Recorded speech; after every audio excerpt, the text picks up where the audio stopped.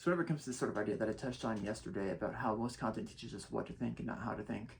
I want to go a little bit deeper, I guess, into some of the ways that I assess content personally and what I've learned through my own personal experience on how to sort of judge content to get a better idea of what the intentions are of the content and also what my own intentions are going into it to see if it'll be constructive or more destructive for sort of the direction that I want to go.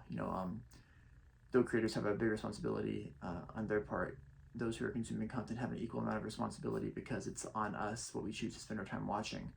So I thought this might be something that could give you something to think about for yourself and possibly help you be a little more intentional with your content consumption, making it a little more conscious, hopefully, and a little less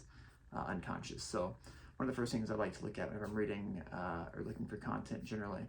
I sort of like what the headline of the content sort of stirs in you, right? What's like the gut feeling you get whenever you're looking at a content headline? Is it very like high pressure, sort of intense in the moment, like you need to do something now, or is it a little bit more reserved and focused in on a certain skill set or angle you're working on developing? And if it's the latter, it's most likely going to be at least worth looking into a little deeper. If it's the former, and very sort of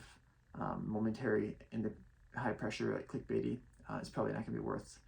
much time, right? Because I mentioned this yesterday a little bit as well, but the style of content that basically gets you dependent on that content to give you the next answer, as opposed to the kind of content that pushes you towards being able to find the next answer on your own, is sort of the key distinction there. And so sort of the headline and title is a really good indication of what direction you're going to be going with that content. So the second thing that I like to look at is what exactly sort of my own intentions are going into watching content or reading content, because it requires you to step back a little bit and kind of self-assess, which adds slight friction to kind of the process of watching content. But that's kind of the entire point, is to make content more conscious whenever you're consuming it. And so this extra step of added sort of thought behind your actions makes a huge difference in kind of going from this mindless consumption of whatever is maybe adjacently connected to your interests, as opposed to watching something that is directly dialed in towards what you're trying to focus on and drive towards for your goals. So yeah, those are kind of the two things I like to look at first. So hopefully that gives you something to think about. You kind of consider for yourself, maybe